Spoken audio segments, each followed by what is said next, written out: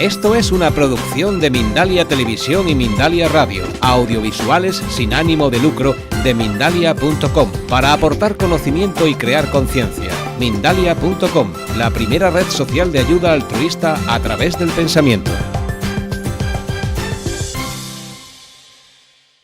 Unos amigos que han venido de León me bromeaban, y yo me bromeaba con ellos a la hora de la comida, de que iba a comenzar con algo andaluz, por decirlo de alguna forma, gracioso. Y me dicen, y además aquí en Castilla lo agradecemos. Digo, bueno, pues nada, ¿qué se va a hacer? A ver por dónde sale esto de la gracia andaluza a la hora de iniciar una charla que tenga como título Relájate en tu divinidad y goza de la vida. Y bueno, pues viniendo para acá, conversando con una amiga, se me ha ocurrido. No por la amiga, no entenderlo mal, o bien. Y es que he venido aquí a Valladolid a invitaros a echar muchos polvos. Invitaros a echar muchos polvos, ¿sí? Lo había escuchado bien. Ahora bien, polvos de estrellas. Los otros también, ¿eh? No me voy a meter en vuestra vida. Que también tenemos un cuerpo y tenemos sexualidad y hay que disfrutar de ella. Pero la invitación que os hago es a echar muchos polvos de estrellas. Y que vuestra vida se convierta en un continuo de echar polvos de estrellas. Y a partir de esta pequeña broma, seguro que lo que vamos a compartir se va a ir desenvolviendo para que se entienda lo que quiere decir esto de echar muchos polvos de estrellas. Quizás merece la pena que comencemos hablando de cada uno de nosotros. Y remontándonos a esa expresión que sabéis que me gusta utilizar bastante en las charlas y que está tomada del antiguo mundo griego, de la Grecia clásica, que es la expresión conócete a ti mismo, conócete a ti misma. También me gusta recordar que esta expresión no es una expresión cualquiera, por lo menos no lo era en aquella época, en cuanto a que se colocó por los grandes sabios de la Grecia clásica, se colocó en el pronaos, en la entrada del templo de Delfos, que era ni más ni menos que el templo del oráculo de los dioses, es decir, donde las personas de aquella época hacían peregrinación, por llamarlo de alguna forma, para encontrarse con ese oráculo que le permitía conectar con la divinidad. Y precisamente en ese templo es donde se colocó esta máxima: conócete a ti mismo, conócete a ti misma. Como diciendo, eso es lo que te puede decir la divinidad. Ese es el mensaje que la divinidad te puede dar cuando vienes aquí. Conócete, conócete.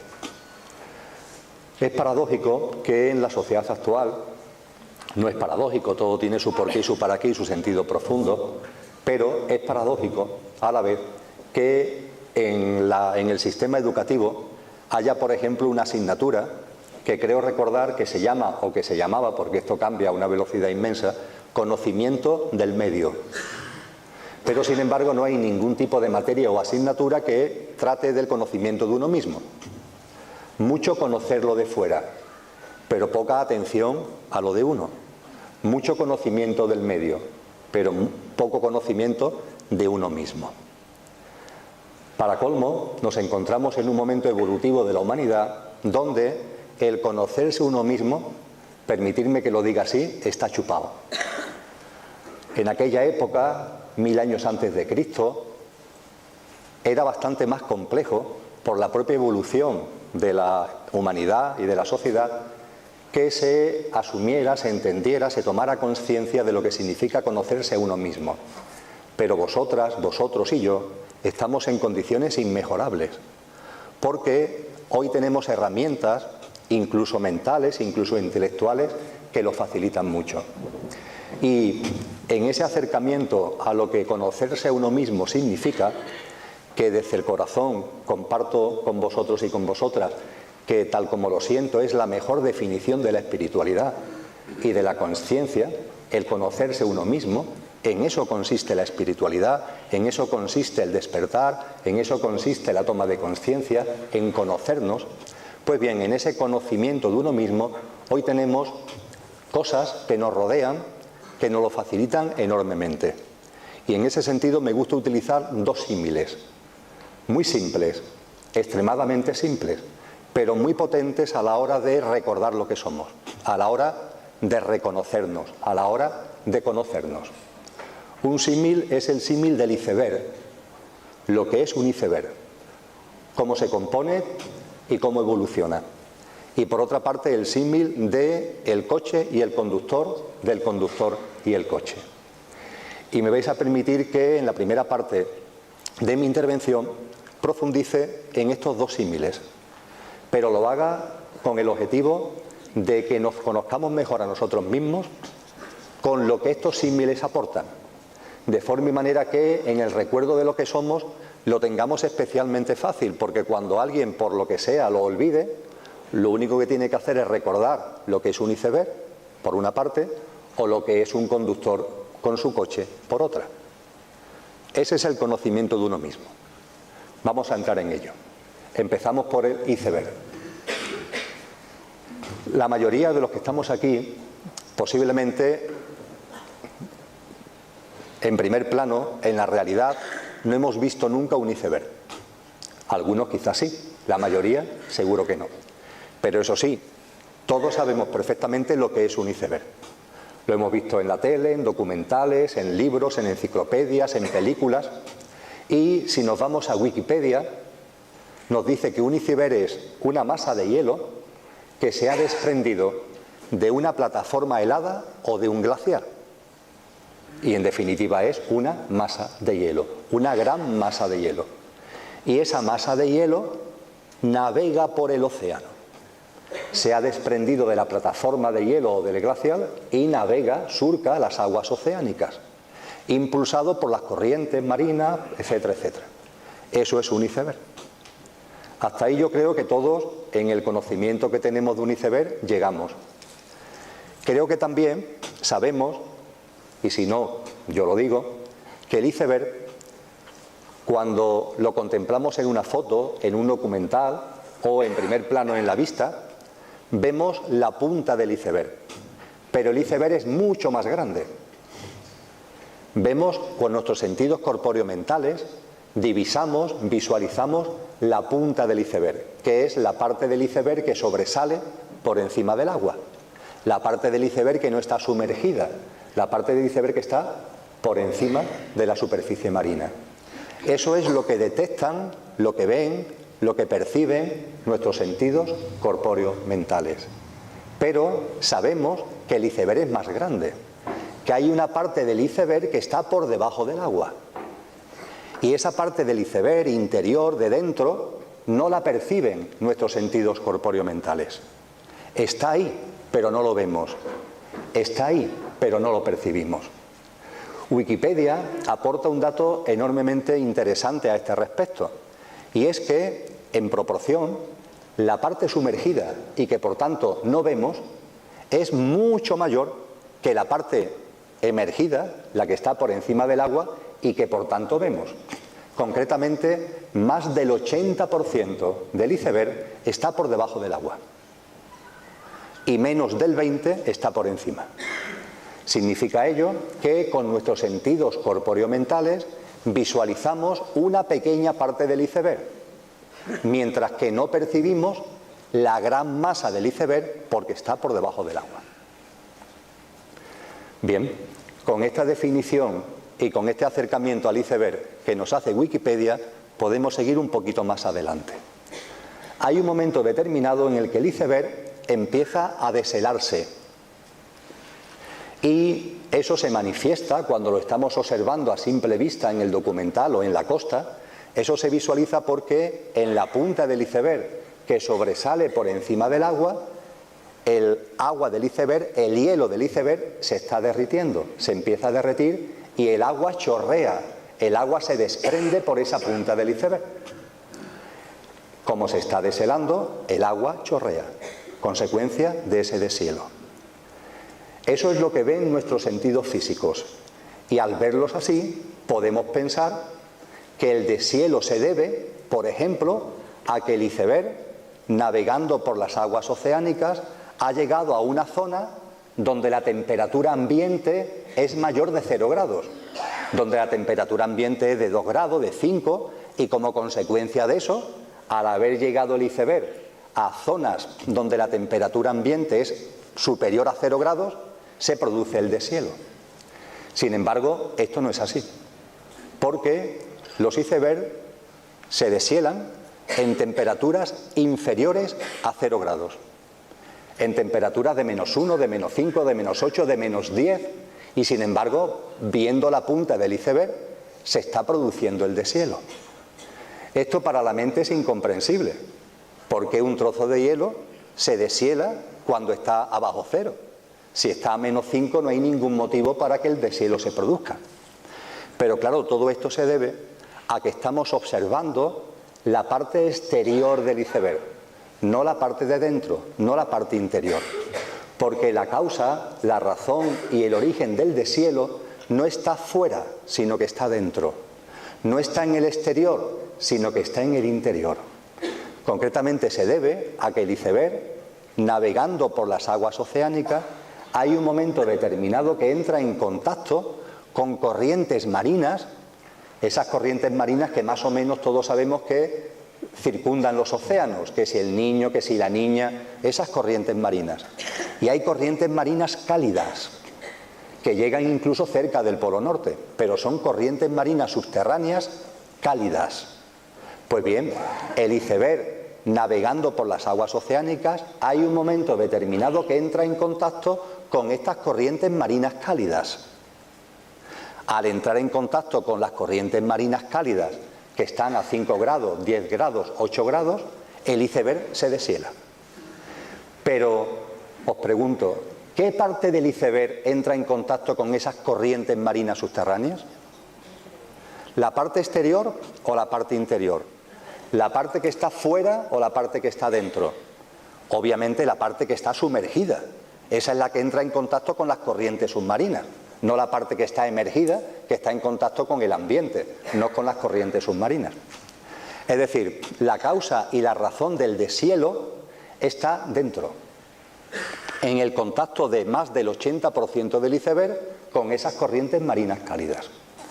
Nosotros, observando el iceberg, como por nuestros sentidos corpóreo-mentales solo vemos la punta, pensamos que se está deshelando por la punta, pero no. Lo que está ocurriendo en la punta es un síntoma, una manifestación exterior de lo que está ocurriendo dentro.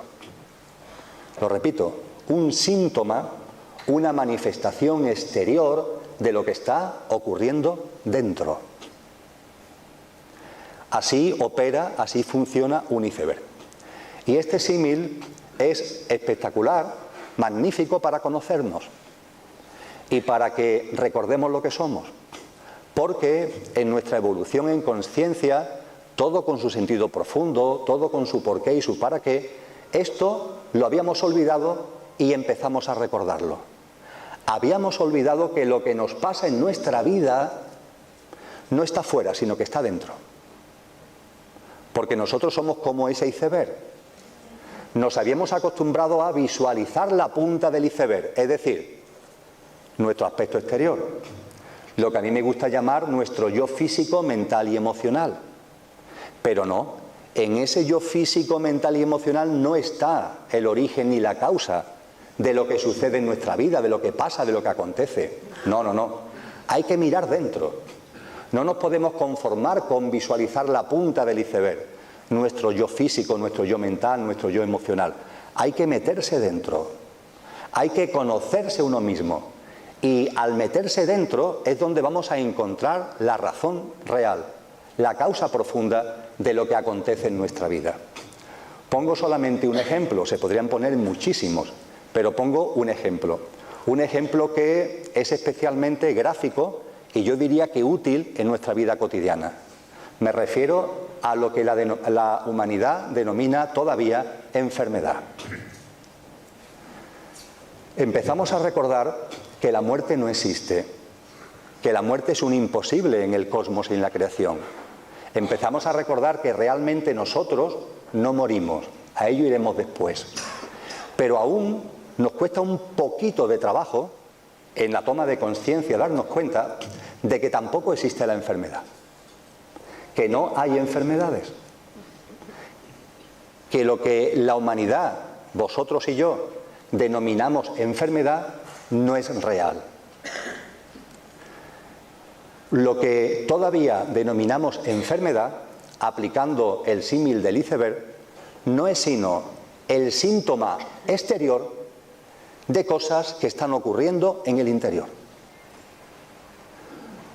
Me explico un poquito mejor. Lo que llamamos enfermedad no es sino el síntoma físico o mental de procesos conscienciales que se están produciendo en esa persona que, entre comillas, ha enfermado. La enfermedad, a lo que denominamos enfermedad, no es sino el síntoma, la manifestación hacia afuera de procesos conscienciales que son siempre procesos que estamos desarrollando en clave de nuestra evolución en consciencia, de nuestro proceso consciencial y evolutivo. Y en última instancia, lo que llamamos enfermedad no es sino un proceso de sanación, porque está ligado a ese impulso de nuestro proceso consciencial y evolutivo, que está dentro, no está fuera, aunque ese proceso tenga una manifestación externa, que es lo que denominamos enfermedad. Con esto no estoy diciendo que ante una, entre comillas, enfermedad, no vayáis al médico. Haced lo que os venga en gana, faltaría más. Aquí nadie está para dar lecciones a nadie, ni para que nadie haga lo que uno dice. Ya somos mayorcitos, que cada cual estuvo en libre albedrío de acuerdo con su conciencia. Pasaron ya la época de los maestros, de los gurús, todo eso ya lo estamos quedando atrás. En libertad, que cada uno actúe en conciencia y en coherencia con lo que sienta. Pero ahora bien, que seamos conscientes de que cuando vayamos a ese médico porque nos sentimos enfermos, la medicina oficial, la medicina que hoy está implantada de forma mayoritaria, ya hay muchos casos y hay muchas excepciones, cada vez más, pero todavía la mayoritaria no va a hacer otra cosa que mirar la punta del iceberg. No le pidáis otra cosa.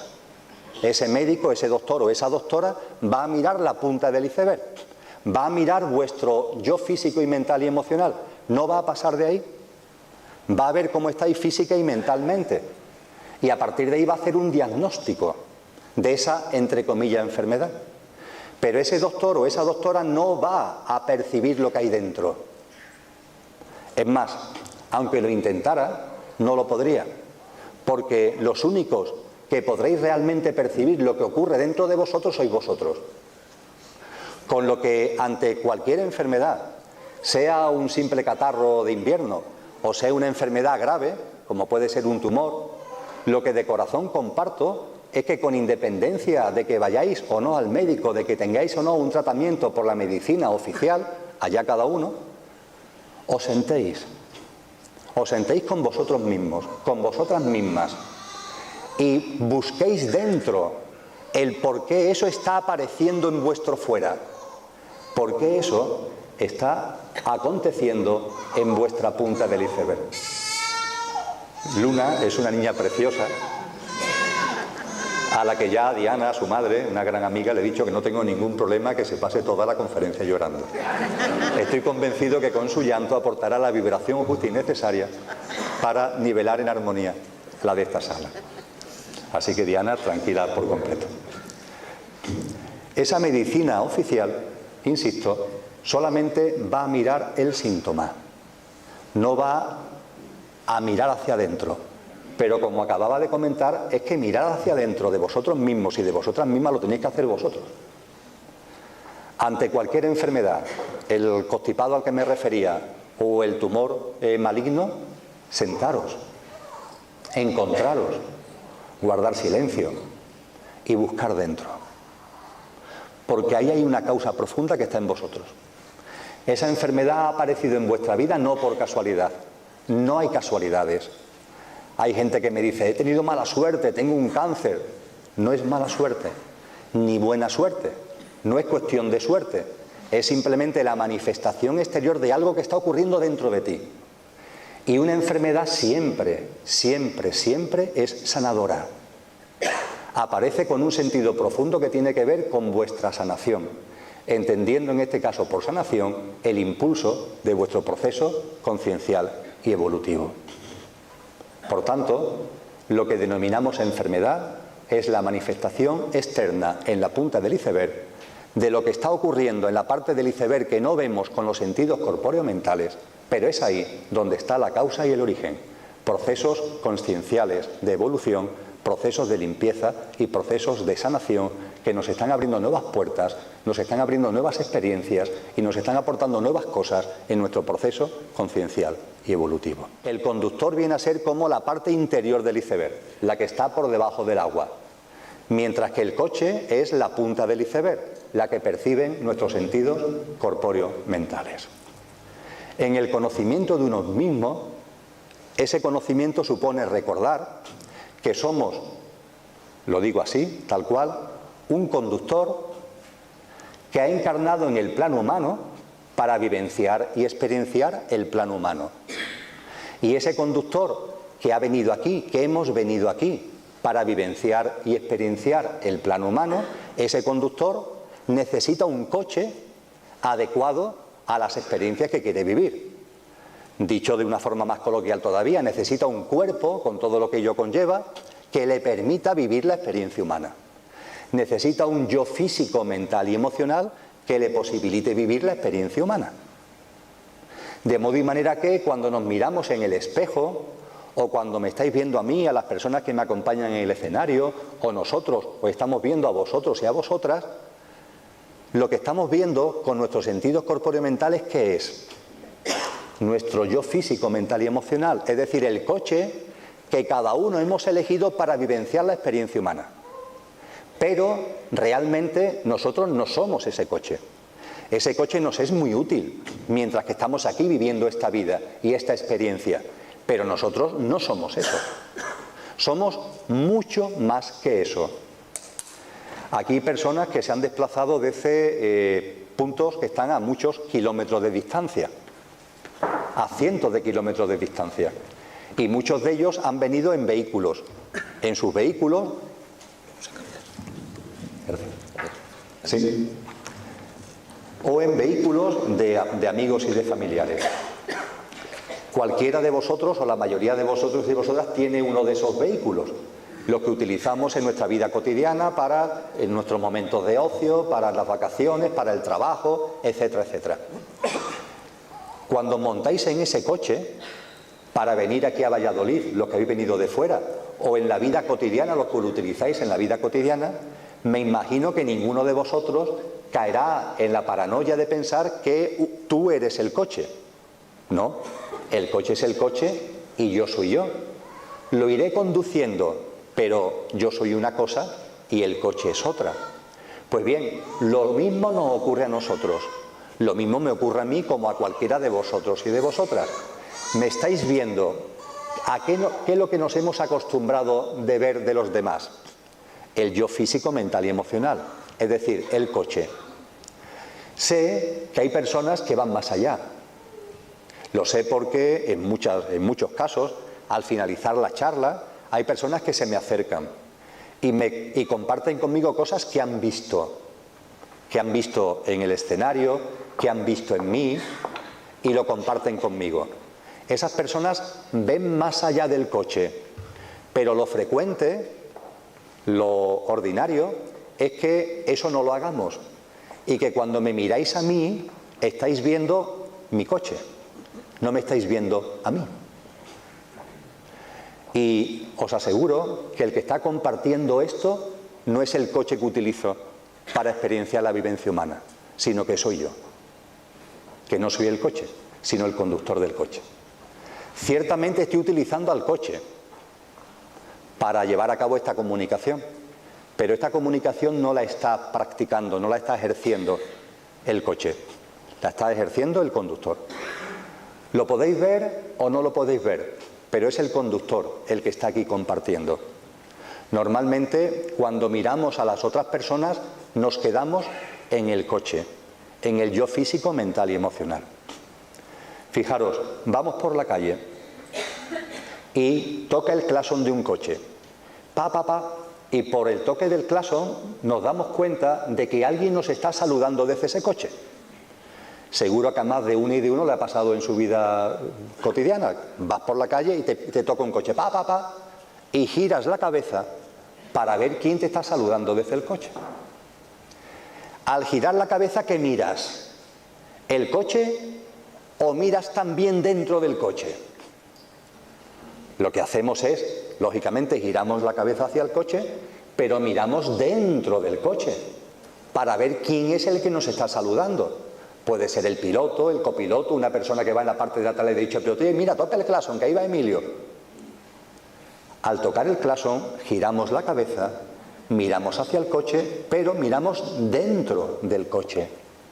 Pues bien, esto que hacemos en nuestra vida cotidiana con esta anécdota que acabo de comentar, ¿por qué no lo hacemos en nuestra vida cotidiana también, pero con relación al conocimiento de lo que somos y a la intercomunicación entre nosotros? ¿Por qué cuando una pareja se mira él a ella y ella a él, o él a él o ella a ella, cuando una pareja se mira, no mira también dentro del coche?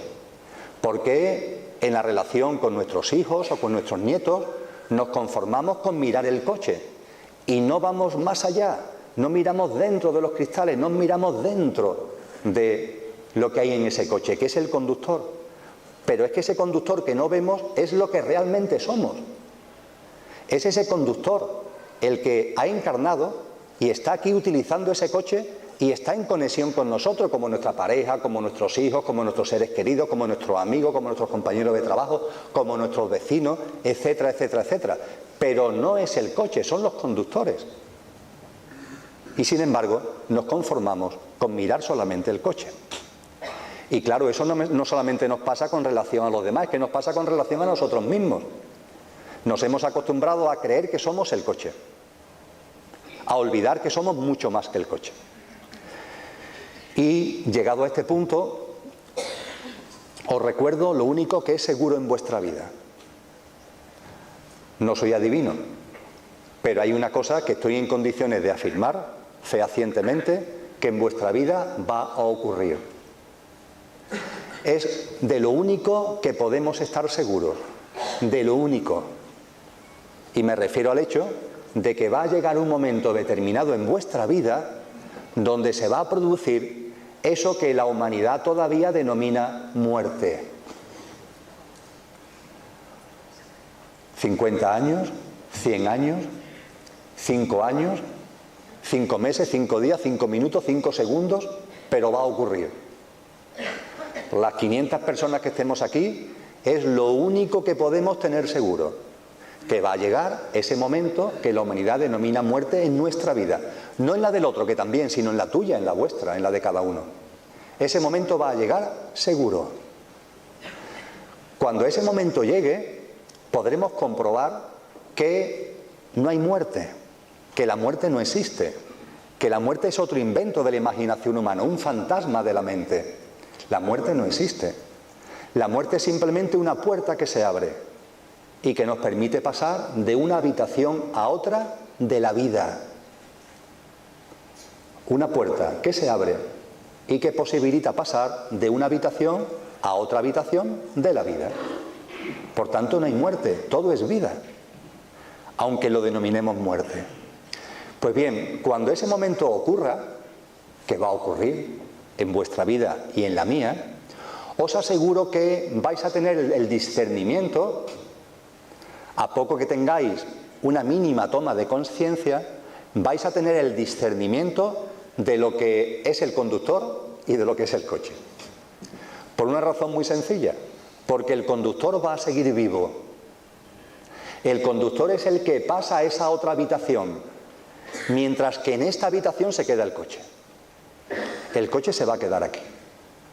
El coche se va a quedar aquí para llevarlo a la chatarrería, entendiendo como chatarrería en este caso una fosa o un nicho en el cementerio o al crematorio para incinerarlo y esparcir las cenizas por donde sea. Eso es lo que le va a ocurrir al coche. Pero al conductor que encarnó y que ha utilizado ese coche para vivir una experiencia humana, ese conductor sigue vivito y coleando. Y eso lo hemos experienciado ya en vidas anteriores que todos hemos vivido. Pero en cualquier caso, no es cuestión de hablar de pasado. En el aquí y ahora, cuando suceda ese momento que sucederá, que denominamos muerte, lo vais a volver a experienciar. Vais a ver cómo vuestro cuerpo, con todo lo que ello conlleva, vuestro yo físico, mental y emocional, queda aquí. Y vosotros estáis fuera. Que ese coche ha fallecido, pero que vosotros seguís vivos y coleando. De la misma forma que en los vehículos utilitarios que utilizamos en nuestra vida cotidiana, al que más y al que menos alguna vez habremos tenido un coche. A mí me ha pasado en 2 ocasiones que el coche ya no da más de sí. Y ya te dice el mecánico: mira, Emilio, es que esto ya no da más de sí, ¿no? No te gastes más dinero en reparación porque es absurdo. Ya te guste o no te guste, sea de primera mano o de segunda mano, tienes que comprarte otro coche. Bueno, pues ese coche, yo como conductor, ¿qué es lo que digo? Vale, el coche a la chatarrería. Pero que el coche vaya a la chatarrería no significa que vaya yo. Yo simplemente cambio de coche. De hecho, como conductores que sois, es muy probable que cuando desencarnéis, después de llevar a cabo el proceso de conciencia que se lleva en esa otra habitación que hay dentro de la vida, que está más allá de esta habitación, decidáis volver a encarnar. Y cuando volváis a encarnar, buscaréis un coche adecuado, elegiréis un coche adecuado a las experiencias que queréis desarrollar. ¿Que queréis vivir una vida de aventura, de emoción? Pues el coche de Fernando Alonso, que os va a venir muy bien para darle caña y para ir por ahí disparado. ¿Que os va más la montaña? Un todoterreno, que viene muy bien para subir los montes. ¿Que os apetece más llevar a cabo una vida familiar, hogareña, pues un coche ranchera donde quepan todos los niños? Elegimos el coche pertinente y necesario para llevar a cabo las experiencias que queremos desarrollar al encarnar en el plano humano. Y para eso sirve el coche. Pero hay un momento determinado en el que el coche deja de prestar su funcionalidad y nosotros abandonamos el coche. No voy a entrar ahora, sería cuestión de otra charla, en qué momento lo elegimos, porque esto no sucede por casualidad. Es el conductor el que elige cuando el coche ha terminado su funcionalidad, que está relacionado a que hayamos vivido las experiencias para las que encarnamos o que ya no podamos vivir las experiencias que nos encarnamos porque nos hemos ido por caminos muy distintos. Pero por una razón o por otra, porque ya hemos desplegado la experiencia que queríamos desplegar, o porque nos hemos ido por otros derroteros, y esto es libre albedrío y no hay que preocuparse por nada, y al irnos por otros derroteros, las experiencias para las que encarnamos ya no las vamos a desarrollar, en ese momento el conductor, bien porque la hayamos desarrollado, o bien porque ya no la vamos a desarrollar, porque ya es imposible, el conductor toma la decisión de dejar el coche. Y eso provoca en el coche una enfermedad, un accidente, un acontecimiento que conlleva que finiquite en cuanto a su vida biológica. Desencarnamos del coche y pasamos a esa otra habitación dentro de la vida. Pero, siendo cierto que, por tanto, cada una de vosotras y cada uno de vosotros vais a vivir esa experiencia de ver cómo sois el conductor y ver cómo el coche se queda aquí, de corazón a corazón, no esperéis a ese momento. Hacerlo ya. Tomar ya esa conciencia. Esa toma de conciencia de que sois el conductor y no el coche. Hablaremos de ello un poquito más adelante, con más profundidad. Pero esa toma de conciencia significa también el conocimiento de uno mismo. El darte cuenta de que dentro del iceberg no te puedes quedar en la punta. El darte cuenta de que en el símil del coche y el conductor no te puedes quedar en el coche. Hay que mirar dentro. Hay que mirar hacia el interior, porque es la única forma realmente de conocernos a nosotros mismos. Siguiendo con el símil del coche y del conductor. Hay un término que hace muy pocos años sería imposible de utilizar, pero que hoy, aunque es un término muy técnico, el que más y el que menos sabe de qué va el asunto. Me refiero a la expresión sistema operativo. Muchos de los presentes tenemos ordenadores, en casa, en el trabajo y en casa. Pues bien, los ordenadores todos tienen un sistema operativo. Puede ser uno, puede ser otro, pero tienen un sistema operativo. El que más y el que menos tiene un móvil. Cualquier móvil tiene un sistema operativo. Ese sistema operativo es la base, como dice su nombre, de las operaciones, las funcionalidades y el modo de manejo y funcionamiento que tiene ese ordenador o que tiene ese móvil. Pues bien, el conductor y el coche tienen también, permitirme que lo aplique como ejemplo, su propio sistema operativo. Y en el conocimiento de uno mismo conviene recordarlo. El sistema operativo del conductor es uno, el sistema operativo del coche es otro. El sistema operativo del conductor, que es lo que realmente somos, ese conductor que vive más allá del tiempo y del espacio, aunque esté encarnado en una dimensión y en un plano donde rige el tiempo y el espacio, para vivir las experiencias que ello conlleva, pero el que estemos encarnados en una dimensión o en un plano donde rige el tiempo y el espacio no significa que nosotros estemos regidos por ello. Como conductor que somos, vivimos fuera del tiempo y del espacio. Somos divinos, infinitos y eternos y multidimensionales. Y estamos aquí ahora para vivir esta experiencia. Pero realmente nuestra vida es una vida que va mucho más allá. Una vida, permitidme que lo diga así, que nunca ha comenzado y nunca terminará. Porque simple y llanamente estamos más allá del tiempo y estamos más allá del espacio. Pues bien, ese conductor, que cada uno puede llamarlo como le dé la gana, hay quien quiere llamarlo energía, quien quiere llamarlo conciencia, quien quiere llamarlo alma, quien quiere llamarlo espíritu, quien quiere llamarlo amor, quien quiere llamarlo luz, quien quiere llamarlo como queráis. Ese conductor, su sistema operativo es, aquí sí aplico el término adrede, consciencia. Ese es el sistema operativo de lo que sois, consciencia. Y la consciencia es un término que en nuestro diccionario no está definido. Mejor dicho, se hace equivalente a la conciencia. Si os metéis en el diccionario de la Academia Española de la Lengua, no se diferencia entre conciencia y consciencia. Ahí hay un pequeño galimatías o un gran galimatías. Pues bien, el sistema operativo del conductor, de lo que realmente somos en nuestra divinidad, infinitud y eternidad, el sistema operativo es consciencia. Y la mejor forma de entender qué es la consciencia es otro símil, es otro ejemplo. La consciencia es un espejo. Es el mejor símil, el mejor ejemplo. La consciencia, el sistema operativo de lo que realmente somos, es un espejo. ¿Qué es lo que hace un espejo? Salvo el de la madrastra de Blancanieves, los espejos no opinan, no enjuician, no dicen ni mu. Se limitan, ni más ni menos, que a reflejar la vida. Ya está. Reflejan. Te levantas por la mañana, el que más y el que menos va al cuarto de baño, y el que más y el que menos tiene un espejo en el cuarto de baño. Y el que más y el que menos se mira al espejo.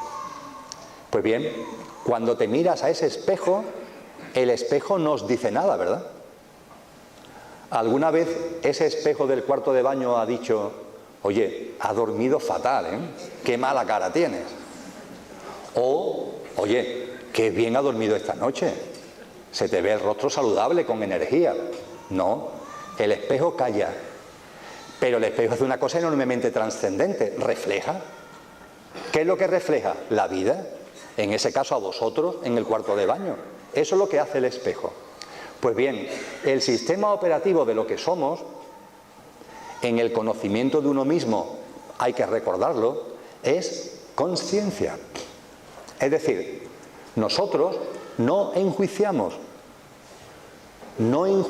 a la vida. Simplemente vivimos, existimos, somos, sin juicios, sin opiniones, sin criterios. El espejo, la consciencia, refleja la vida. Y os aseguro, es una experiencia vivida por muchos seres humanos, que cuando recordamos lo que somos, recordamos que somos el conductor y no el coche. Cuando recordamos que nuestro sistema operativo es consciencia, y desde esa consciencia, en lugar de enjuiciar a la vida, nos limitamos a reflejarla como un espejo, sucede el milagro, por llamarlo de alguna forma. Y el milagro es que el espejo, la consciencia, al reflejar la vida, y la vida al estar reflejada en el espejo, hay un momento determinado en el que el espejo y la vida y el espejo se unifican. Hay un momento determinado en el que tú, consciencia, y la vida que estás reflejando, se produce la unificación. Y deja de haber separación entre la vida y tú, entre tú y la vida. Ya no está la vida ahí y tú aquí, sino que la vida eres tú. Esa experiencia tiene que ver mucho con las experiencias de nacer de nuevo, de despertar, de iluminación, que nos han contado a lo largo de la historia.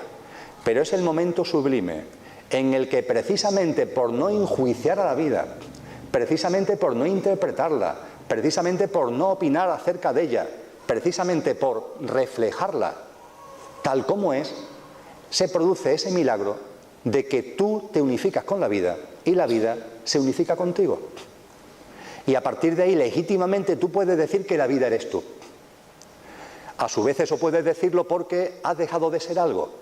Es decir, ese coche, ese yo físico, mental y emocional con el que te venías identificando, ya no lo eres. Sí, lo tienes para vivir experiencias humanas. Lo utilizas como el utilitario del vehículo de todos los días, cuando lo necesitas, para algo. Estoy aquí dando esta charla, le he dicho, oye, mente, ven para acá que te necesito. Pero cuando termine de dar la charla, le diré, mente, muchas gracias por los servicios prestados, vuelve a tu sitio. Porque no soy el coche, porque no soy el yo físico, mental y emocional. Y cuando se produce esa unificación con la vida, ya no hay un yo, deja de haber un yo. Esto para la mente es muy confuso, pero es muy simple de entender con los bebés, como Luna, que tiene poco más de un mes. Se sabe, conocemos, que los bebés hasta los 3 o 4 meses aproximadamente no tienen sentimiento de yo. Es decir, vosotros y vosotras y yo y los que están aquí detrás mía, durante nuestros 3 o 4 primeros meses tras salir del vientre de nuestra madre, no teníamos conciencia de yo. Eso significa que cuando Luna está en estos momentos en los brazos de su madre o en los brazos de su abuela, Luna no se ve a ella como Luna. El bebé no se ve a él como bebé, porque no tiene sentimiento de yo. Pero al no tener sentimiento de yo, no tiene sentimiento del otro. De modo y manera que al estar en los brazos de su mamá, el bebé es la mamá, porque como no tiene sentimiento de yo, la mamá no es otra, no es algo distinto de él, sino que él es el mismo. Pero la mamá es él mismo porque él no tiene ninguna percepción de sí mismo, como yo. Y eso no solamente se da con la mamá, es que está en la cuna y el bebé no diferencia lo que es la cuna de lo que él es mismo. La cuna es él, forma parte de él, porque como él no es nada, como él no se percibe como nada concreto, con ningún sentimiento de yo, todo es él. Esta es la gran paradoja del despertar profundo, que eres todo, pero porque no eres nada. Y te das cuenta que en la medida en que quieras ser algo, nunca vas a ser todo. Y que la experiencia del todo inexorablemente conlleva y va unido al no ser nada. La disolución de la identificación con el yo físico, mental y emocional. El darte cuenta de que todo ese mundo del yo físico, mental y emocional es lo mismo que le ocurra a vuestro utilitario. Que si tiene gasolina, que si no tiene gasolina, que si se ha enfriado, que si los neumáticos están bien, que si los neumáticos están mal, que si el ralentí, que si ahora tiene el ralentí más alto, que si tiene el ralentí más bajo, que si el radiador, que si la correa de transmisión, que si las bujías. Perfecto. O está dando un servicio ese utilitario y hay que atender esas cosas. Pero no sois vosotros. Somos otra cosa distinta. Y esa otra cosa distinta, tal como funciona y opera, es consciencia. Y la consciencia no opina, no interpreta, no juzga, simplemente refleja la vida. Y al reflejarla se produce la unificación. Tú eres la vida y la vida eres tú. Y tú ya no eres tú, ese yo físico, mental y emocional con el que antes te identificaba, aunque lo sigas utilizando para vivir y desplegar la vivencia humana. En ese momento nos convertimos en vividores. Ya está, vividores. ¿Qué es lo que hacemos? Vivir. ¿Pero os parece poco? ¿Qué diantres es eso de que hay algo más importante que vivir? Ya está, vive.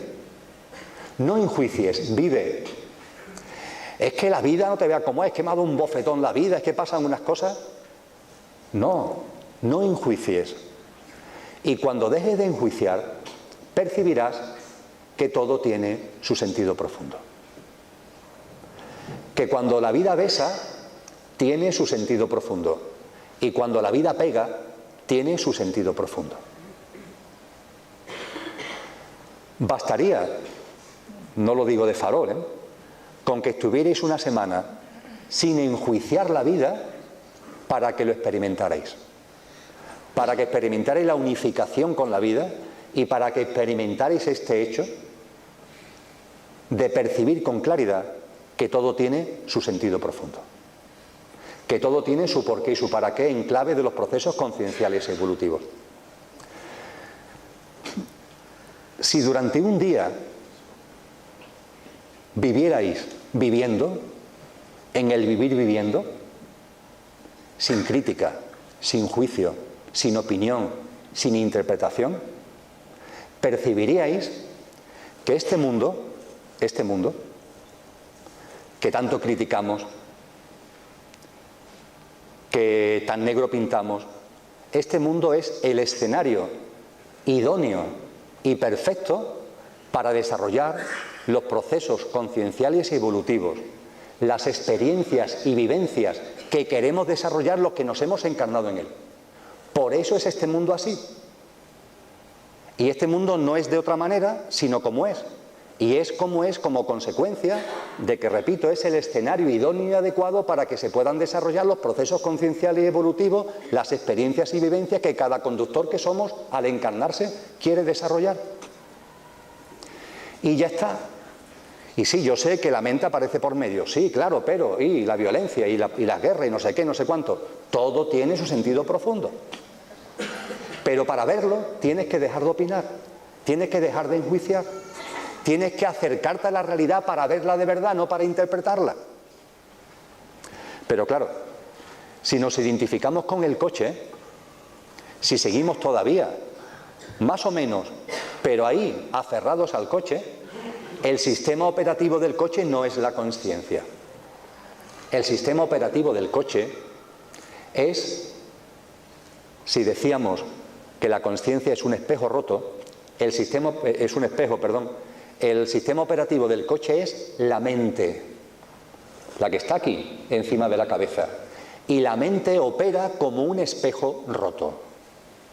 Esa es la gran diferencia entre la mente y la consciencia. Entre el sistema operativo del conductor, que es consciencia, y el sistema operativo del coche, del yo físico, mental y emocional, que es la mente. Esa es la gran diferencia. Que mientras que la conciencia es un espejo, la mente es un espejo roto. ¿Qué significa un espejo roto? Os estáis mirando en un espejo. El espejo os refleja. Ahí estáis, vosotros delante del espejo. Miráis al espejo y ¿cuántas veces os veis? Uno. Ahí estáis vosotros delante del espejo. Vamos a suponer por un momento que ese espejo se cae, por los motivos que sea, se cae al suelo. Y os miráis en el espejo que se ha caído, que está roto, en 1000 pedazos.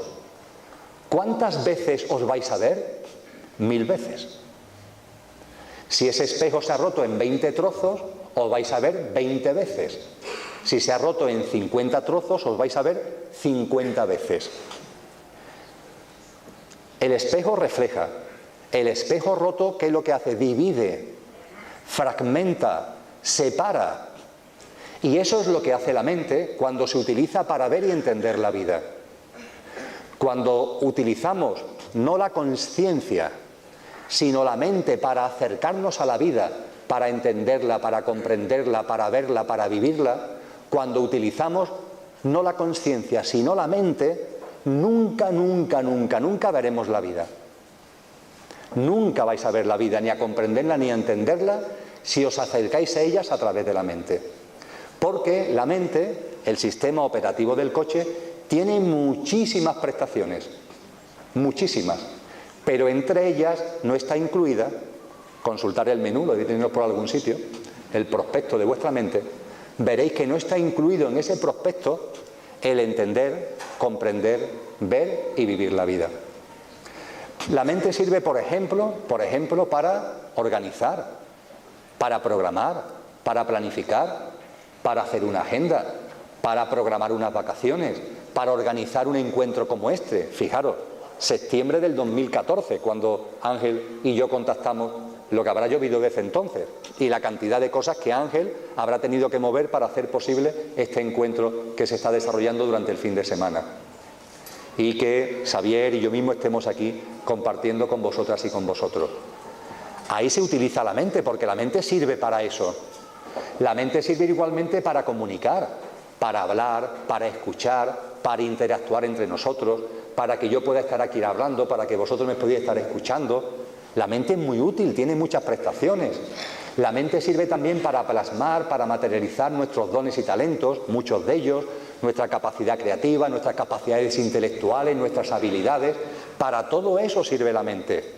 Pero no sirve para ver, vivir, comprender y entender la vida.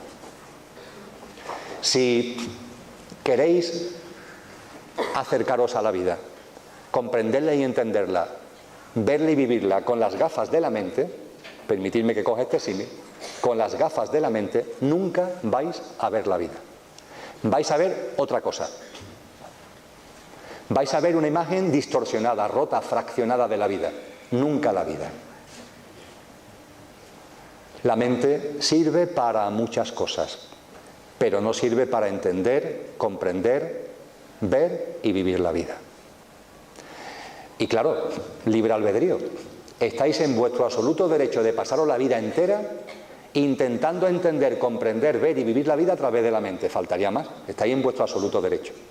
Ahora bien, de esa forma jamás vais a ver la vida de verdad, ni la vais a entender, ni la vais a comprender. Y llegado a este punto, permitirme que antes de volver a la mente, voy a volver enseguida a ella, para que entendáis mejor cómo opera, cómo funciona, antes de volver a ella, aborde un punto que creo que no debe quedar en el tintero, que es el célebre ego, el ego del que tanto se habla, el célebre ego. Mirad, siguiendo con el símil del conductor y el coche, cuando recordamos lo que somos y tomamos conciencia, utilizando el símil, el conductor ha cogido el volante del coche. El conductor lleva el mando consciente de la vida. Ya he recordado lo que soy. Ya he recordado que soy mucho más que el yo físico, mental y emocional. Ya he recordado que soy mucho más que la punta del iceberg. Ya lo he recordado.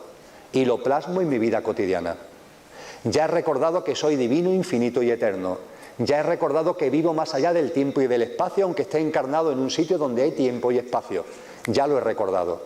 Y tomo desde ese recuerdo, desde esa conciencia, tomo el mando de mi vida.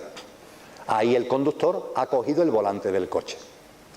Pero también puede ser, le pasa a mucha gente, desde el mayor respeto lo expreso, libre albedrío, cada cual está en su momento evolutivo, en su proceso conciencial, hay mucha gente que no lo han recordado. Y el conductor está como adormilado, como aletargado. Pues bien, cuando el conductor está ahí olvidado, marginado, aletargado, la mente, sistema operativo del coche, lleva a cabo una función que también sabe hacer muy bien y que es muy útil. Y es que ante la ausencia de un mando consciente, ante ese conductor, vamos a llamarlo así, dormido, la mente, para evitar que el coche se estrelle, para evitar que el coche tenga un accidente, porque el conductor se ha dormido, la mente activa un piloto automático. ¿Sabéis lo que es un piloto automático? Ya se está empezando a aplicar a los coches que utilizamos todos los días. Ya hay coches que en piloto automático te aparcan. Tú no tienes que hacer nada. El conductor se relaja, ¡plac!, y el coche aparca solo. Pero donde más o menos creo que todos sabemos que opera en la cotidianidad el piloto automático es en los aviones. Yo creo que sabemos que, sobre todo en viajes largos, se utiliza más. Cuando el avión llega a la altura y a la velocidad de crucero, el piloto y el copiloto se relajan. No es que se duerman, pero se relajan. Y pueden encender el piloto automático, que a partir de ahí se encarga de llevar la travesía del avión. Hombre, si hay turbulencias, si ya se está llegando al destino, el piloto y el copiloto vuelven a coger el mando de la aeronave. Pero mientras tanto pueden estar mucho tiempo en piloto automático. Eso es un piloto automático. Pues bien, cuando, volviendo al símil del conductor y el coche, cuando el conductor está olvidado, dormido, la mente, sistema operativo del coche, para evitar que el coche se estrelle, activa un piloto automático. Ese piloto automático es el ego. Eso es el ego. Un piloto automático que la mente activa ante la ausencia de un mando consciente de la vida. Y a ese ego, en lugar de quererlo matar, en lugar de quererle pegar, le tenemos que estar muy agradecidos. Hombre, encima de que ante el olvido de lo que eres, encima de que estás dormido, la mente activa el piloto automático del ego, y el ego, como puede, claro, porque da de sí lo que da de sí, lleva tu vida para adelante, encima te vas a meter con él. Al ego no hay que insultarlo, ni maltratarlo, ni matarlo. ¿Que no quieres vivir bajo la orientación y el influjo del ego? Muy simple. Recuerda lo que eres, toma el mando consciente de tu vida y el piloto automático se desactiva automáticamente. De la misma forma que se activó, se desactiva, en cuanto que tomas el mando consciente de tu vida. Y, por tanto, la humanidad, que es una y que somos uno, en libre albedrío estamos desplegando la experiencia humana de dos grandes formas. Seres humanos que lo están desplegando desde un mando consciente, cada vez más, y seres humanos que viven todavía bajo el influjo y la orientación del ego, ante la carencia de un mando consciente. Y es muy sencillo ver, percibir cómo se vive en un caso y en otro. Está chupado. ¿Por qué? Pues porque todo lo que tiene que ver con el ego tiene que ver con el miedo. En el salpicadero del coche, cuando el ego lleva el mando, porque el conductor está dormido, todos los mensajes que aparecen en el salpicadero, a través de la radio o a través de los GPS o lo que sea, son mensajes de miedo. El ego tiene miedo.